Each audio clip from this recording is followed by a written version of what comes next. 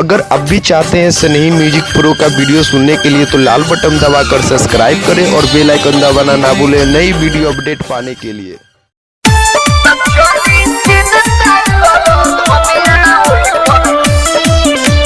Music by चंदन सलहा। तब भोरे भोरे हसुआ हाथ में धरवाला, गेहूं काटे हमके संगे संगे लियावाला। तब भोरे भोरे हसुआ हाथ में धरवाला, गेहूं काटे खातिर संगे संगे लियावाला। नरम कलैया सोनाई सैया हथवा हमर कटा जाई। जनी चिंता कर धनिया वही पर हैंडो प्लस सट्टा जाई।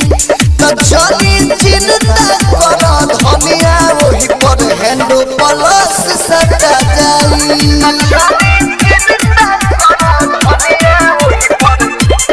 म्यूजिक बाय चंदन सलहा। Balaji recording studio Jadavpur.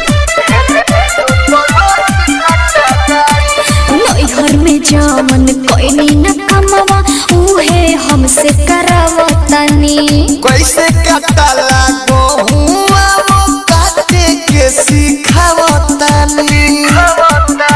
नैहर में जावन कोई न कमवा उहे हमसे करावतनी।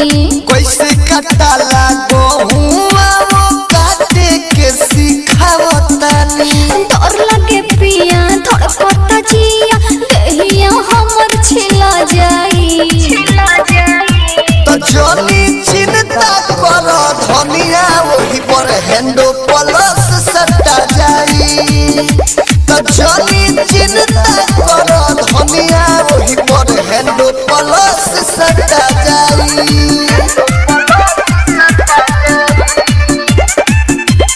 म्यूजिक बाय चंदन सलहा।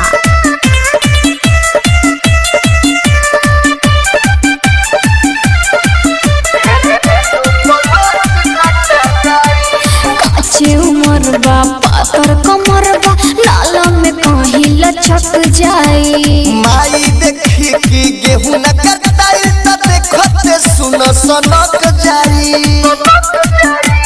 काचे उमर बा पातर कमर बा नाला में कहीं लचक जाई। माई देखी कि गेहूं न कटाई त देखते सुन सनक जाई। दुर्गेश पे दर्दी विदेशी लालिया दो तोहरा से मनवा खटा जाई। संतोष सनही के ले लो। तो जनी चिंता कर धनिया वही पर हैंडो